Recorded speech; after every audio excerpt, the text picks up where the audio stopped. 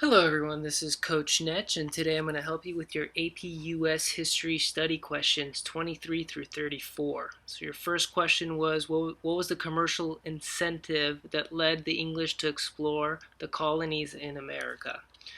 Commercial means money. Like, was there an incentive to swim, like all this way? Of course there was. All right, so England so far, this is the time right before Isaac Newton's born, and roughly 60 years after Galileo died, proving that the sun is the center of the universe.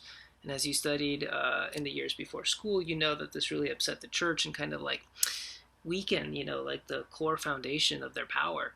And then this again is right after the time of the failed crusades that were over the trade with China through the Middle East.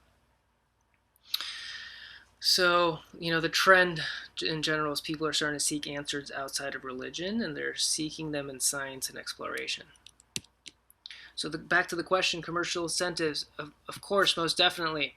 So the Crusades failed, so there's less things to trade, but England has a strong military, government, and culture, if you will.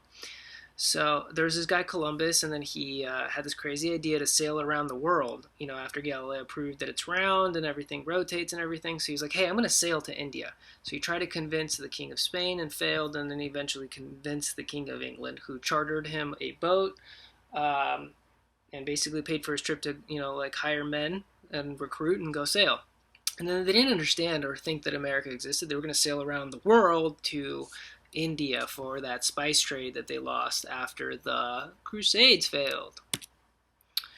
So question number 2, so this thing about the Enclosure Movement. So it's this idea that the wealthy farmers in England, they kind of figured this out. They started buying the smaller farmers' land, the less successful farmers, and then so that they can consolidate all these pieces of farms and have one giant block of farm, and then they can farm it on like a large industrial scale. So remember, England was the pioneer of the industrial, like the factory revolution, just like making things at the factory level. So they were getting really good at this, and then so the rich English landowners are buying the small farmers and consolidating it. And this runs to the problem of running out land. Remember, England is a tiny island.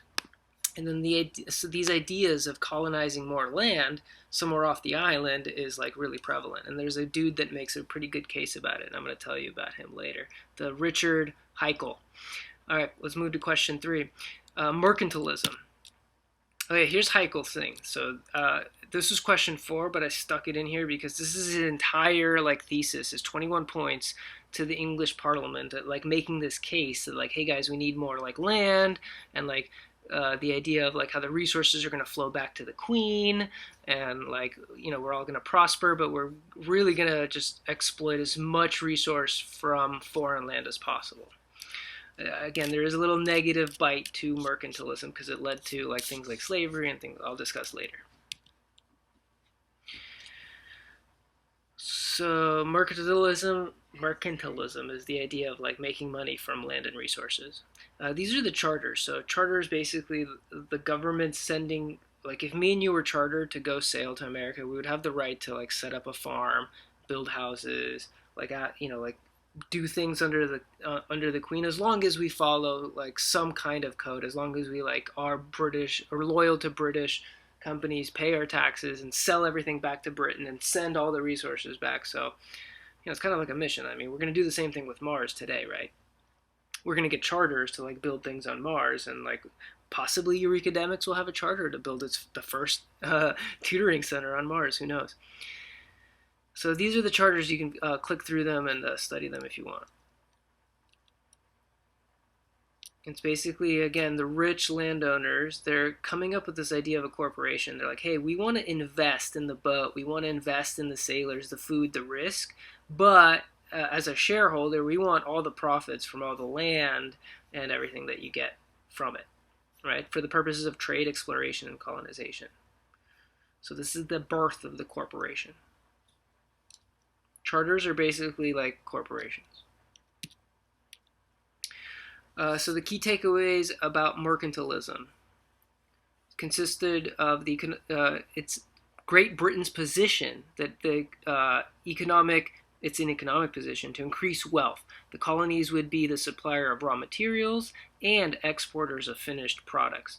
Mercantilism brought on many acts against humanity, including slavery and an imbalanced system of trade, which fell apart later. We'll study it.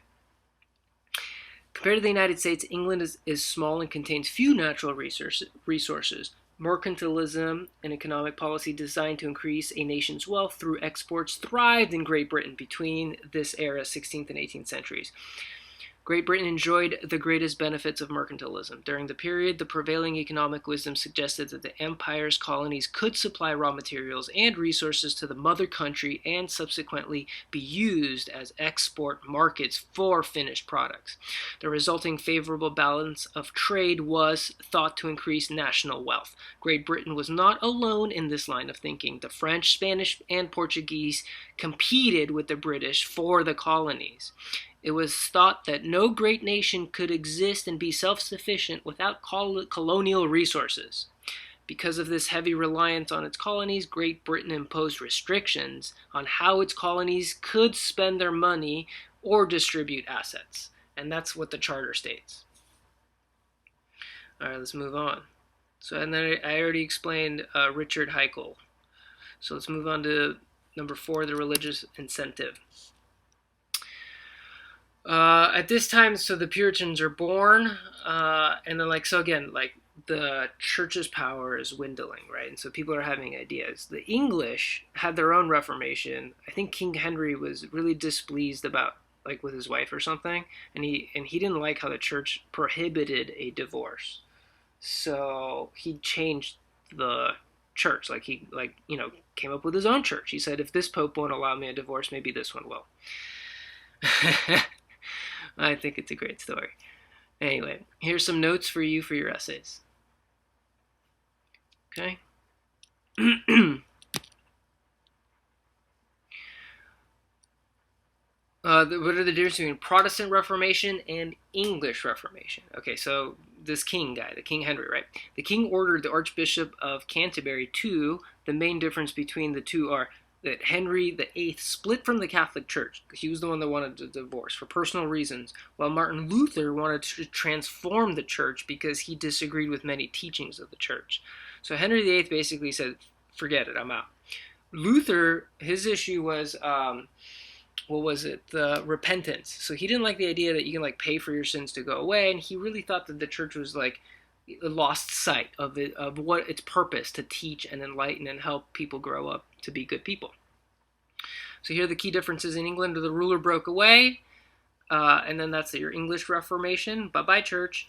And then in England, you also have another Reformation called Protestantism, where we want to reform the church. We want to keep it, just make it a little bit better. Okay? And in Europe, they were called the Lutheran and Calvinists and the Anabaptists. Okay, that's the Protestant Reformation. Cool. There was also the Separatist Puritans. They were the far independents. They were radical Puritans who in the late 16th century advocated a thorough reform within the Church of England. Dissatisfied with the slow pace of the official reform, they set up churches outside to establish the order. So these separatists were like, all right, we agree with Luther kind of, but we want to do this faster and just do this our own way, and because this is going to take too long in England. And then this is the idea of religious freedom. So if you want to reform the church and you know it's going to take too long in England, bam, you can do it in a colony. So now it's kind of a win-win because you get religious freedom plus the mother country gets the economic benefit from mercantilism. All right, and then here's Robert Browning, his little bit of his story. And then again, you can download the PDF and these notes you can highlight for yourself and keep going. So Ireland. Again, England has a really powerful military. They're organized, government, command and control. They're pretty good at it. So in England, they really do an entire conquest of the farmland. Remember that problem of them running out of farmland? So they just kind of come in and replace all the nobles, which mean the landowners, with these Puritan landowners, right? So they're a little bit different for Ireland. It was a little bit more aggressive and hands-on. As for America, you had a little bit of freedom for religious prosecution. right? And so there you go.